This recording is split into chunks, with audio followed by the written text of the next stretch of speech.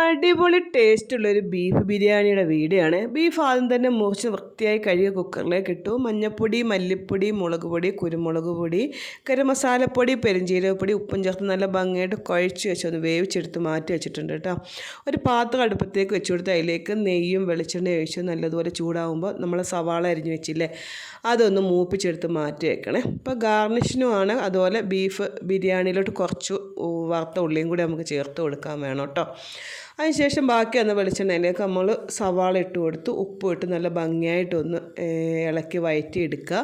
അതിലേക്ക് വെളുത്തുള്ളി, ഇഞ്ചിയും പച്ചമുളകും ചതച്ചതും കൂടി ഇട്ട് കൊടുത്ത് നല്ല ഭംഗിയായിട്ടൊന്ന് ഇളക്കി ഒന്ന് വഴറ്റി വെക്കണം കേട്ടോ.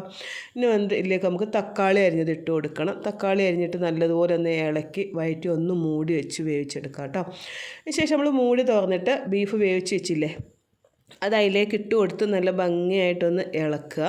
എന്നിട്ട് ഒന്നും കൂടി ഒന്ന് മൂടി വെക്കുക കേട്ടോ. അപ്പം നമ്മൾ ചോറിന് ആവശ്യമായ വെള്ളം ആദ്യം തന്നെ വെച്ചൊന്ന് തിളപ്പിച്ചിട്ടുണ്ട്. അതിലേക്ക് കറുവാപ്പട്ട, ഏലക്ക, ഗ്രാമ്പു ഇട്ട് ഉപ്പ് ഇട്ട് തിളച്ചതിന് ശേഷം നമ്മൾ അരി വെള്ളം വരാൻ വെച്ചിരുന്നു, അത് അതിലേക്ക് ഇട്ട് കൊടുത്ത് ചെറുനാരങ്ങയും പിഴിഞ്ഞൊഴിച്ച് കൊടുത്തിട്ടാണ്. അതിനുശേഷം നമുക്ക് ബീഫിലേക്ക് മഞ്ഞൾപ്പൊടി, കുരുമുളക് പൊടി, ചെറുനാരങ്ങ പിഴിഞ്ഞത്, ലേശം തൈര് ഒഴിച്ചിട്ട് നല്ലതുപോലെ ഒന്ന് ഇളക്കുക.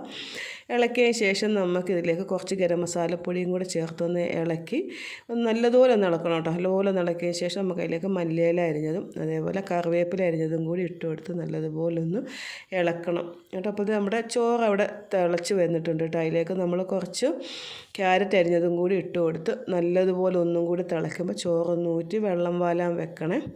അതിനുശേഷം നമുക്ക് ബീഫിലേക്ക് എന്താ പറയുക, നമ്മൾ ആദ്യം വറുത്ത് വെച്ച ഉള്ളിയില്ലേ, അതും കൂടി ഇട്ട് കൊടുത്ത് നല്ല ഭംഗിയായിട്ടൊന്ന് ഇളക്കി എടുക്കണം കേട്ടോ.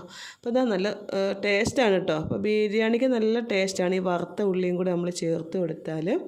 ഇനി നമുക്ക് ഉള്ളി ചേർത്ത് കൊടുത്ത് നല്ലപോലെ ഒന്ന് ഇളക്കിയതിന് ശേഷം നമുക്ക് ചോറ് അതിലേക്ക് ദമ്മിടാനായി ഇട്ട് കൊടുക്കാം കേട്ടോ. അപ്പോൾ ചോറ് 2 ലെയറായിട്ടാണ് ഇടുന്നത്.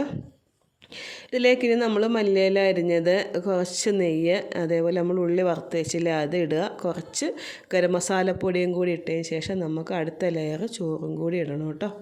ചോറിട്ട് നല്ലതുപോലെ ഒന്ന് പരത്തിയൊക്കെ ഒന്ന് വെച്ചതിന് ശേഷം അതിലേക്ക് നമുക്ക് ഇതേപോലെ ആദ്യം നമ്മൾ ചെയ്തില്ലേ നെയ്യ് ഒഴിക്കുക, അതേപോലെ മല്ലിയില അരിഞ്ഞതിടുക, ഉള്ളി ഇടുക, അതേപോലെ ഗരം മസാലപ്പൊടി ഇടണം കേട്ടോ. ഇട്ട് മൂടി വെച്ചിട്ട് നമുക്കൊന്ന് ദമ്മിടണം കേട്ടോ. അപ്പോൾ അടുപ്പത്താണ് ദമ്മിടാൻ വെച്ചേക്കുന്നത്. അപ്പോൾ നല്ല അടിപൊളി ടേസ്റ്റുള്ളൊരു ബീഫ് ബിരിയാണിയാണ്.